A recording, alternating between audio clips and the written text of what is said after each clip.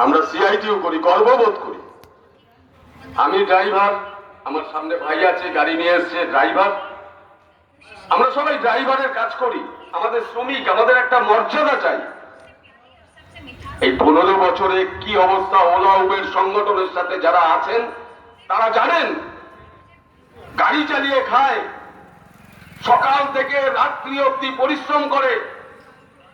দেখবেন এই সামনে রুবি যে একটা পেট্রোল পাম্প আছে, এই পেট্রোল পাম্পে রাত ভোর গাড়ির লাইন দিয়ে দাঁড়িয়ে থাকে। কেন দাঁড়িয়ে থাকে?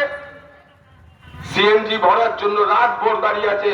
পশ্চিম বাংলার ইনফ্রাস্ট্রাকচার তৈরি হয়নি সিএনজি, যেখানে রাত জেগে ড্রাইভারদের সিএনজি ভরতে হয়।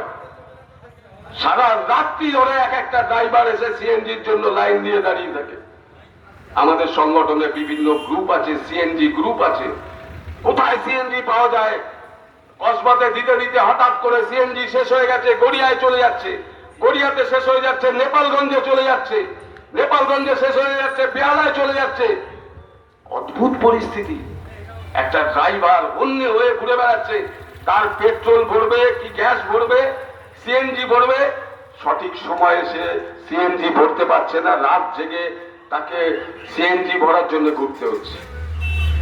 রাতে 2 ঘন্টা 3 ঘন্টা 4 ঘন্টা ঘুমছে, ঘুম থেকে উঠে আবার সকালবেলা চান টান করে কোন রকম একটু খেয়ে দিয়ে বেরিয়ে পড়তে হচ্ছে পেটের তাগিদে। এই ড্রাইভারকে বেরোতে হচ্ছে পেটের তাগিদে। এই ড্রাইভাররা বেরোচ্ছে সকালবেলা, বেরিয়ে রোজগার করছে। কি রোজগার করছে শুনবেন? আজকে দাঁড়িয়ে এই সমস্ত বহুজাতিক সংস্থা দ্বারা পরিচালিত যে সমস্ত কোম্পানিগুলো আছে, যাদের নাম ওলা, উবের, ইনড্রাইভার, যাত্রী সাথী, র্যাপিডো, আপনারা তো সবাই ব্যবহার করেন, কিন্তু যন্ত্রণাটা আমরা বুঝি, আমরা ড্রাইভাররা বুঝি যন্ত্রণা কোথায়। আজকে দাঁড়িয়ে একজন ড্রাইভারকে ভাড়া দেওয়া হয় 12 টাকা 13 টাকা কিলোমিটার। পেট্রোলের দাম আছে, গাড়ির মেনটেনেন্স আছে, একটা শ্রমিকের মজুরি আছে, তার একটা স্বাস্থ্য পরিষেবা আছে। পরিবারের কাছে গিয়ে কিচ্ছু দিতে পারছে না একটা ড্রাইভার। 10 টাকা কিলোমিটার, 15 টাকা কিলোমিটার, কাদের জন্য?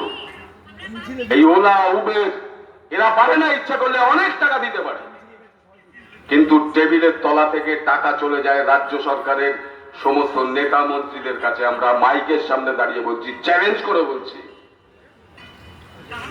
না হলে ওই কোম্পানিগুলো যখন আমরা মিটিং করি, যখন আমরা ওদের সাথে ডেপুটেশনে যাই, ওরা বলে দাদা আপনারা তো বোঝেন, কেন আমরা দিতে পারি না? অনেক বাধা বিপত্তি আছে। শ্রমিকদের কথা ভাবে না।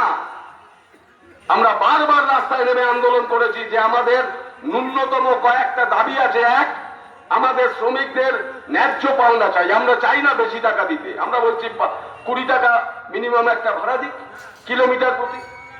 কোম্পানি কমিশন টাকা কম করুক, তাহলেই হবে। মানুষকে পরিষেবা দিতে হবে, অবশ্যই মানুষকে পরিষেবা দিতে হবে। আপনি হিসাব করুন, এখান থেকে যদি গড়িয়া যান কত কিলোমিটার হবে? 10 কিলোমিটার, 20 টাকা করে হলে 200 টাকা। কিন্তু উবের এখান থেকে ভাড়া নেয় 300 350 টাকা, অর্ধেক মুনাফা ওরা করে নিয়ে যায়, অথচ আমাদের ড্রাইভার বন্ধুটা পায় 200 টাকা। 10 টাকা 12 টাকা কিলোমিটার হিসেবে। তার তেল আছে, তার শ্রম আছে, তার সবকিছু আছে, গাড়ি তার। আমরা যে কারণে বলি আমার তেল, আমার গাড়ি, আমরা শ্রম দিচ্ছি, সবটা আমার, অথচ মুনাফা করছে কারা? বহুজাতিক সংস্থা, ওলা উবেরের মতো সংগঠনগুলো। তারপরে এই যে এই সময় দাঁড়িয়ে সব থেকে ভয়ঙ্কর পরিস্থিতিতে বেকার যুবক, এই যে ভাই দাঁড়ালেন সুইগি জোম্যাটো করেন, আমি বলছি বলুক কোনটা, সুইগি জোম্যাটো করেন, কি অবস্থা, কি পরিস্থিতি? শিক্ষিত ছেলে, প্রত্যেকে শিক্ষিত ছেলে, কেউ আজকে আর অশিক্ষিত ছেলে না। মোবাইলটা চালায়, অ্যাপ চালাতে জানে, ইংলিশ পড়তে পারে, ইংলিশ লিখতে পারে, তারাই এই সুইগি জোম্যাটো করে, ওলা উবের চালায়। তারা আজকে অশিক্ষিত শ্রমিক নয়। একজন সুইগি জোম্যাটোর ভাইকে যে পরিমাণ কমিশন কাটা হয় বা যে পরিমাণে তাকে খাটানো হয়, পরিশ্রম করা হয়, করানো হয়, তাতে তার ন্যায্য মজুরি পায় না। একজন বাইক নিয়ে দৌড়ে বেড়ায় সকাল থেকে সন্ধে অবধি, তার একটা ডেলিভারির জন্য 25 টাকা দেওয়া হয়। আর একজন সাইকেল নিয়ে যারা এই সুইগি জোম্যাটোর ডেলিভারি করেন, খাবার পৌঁছে দেন বাড়িতে বাড়িতে, তাদেরকে 12 টাকা থেকে 13 টাকা দেওয়া হয়।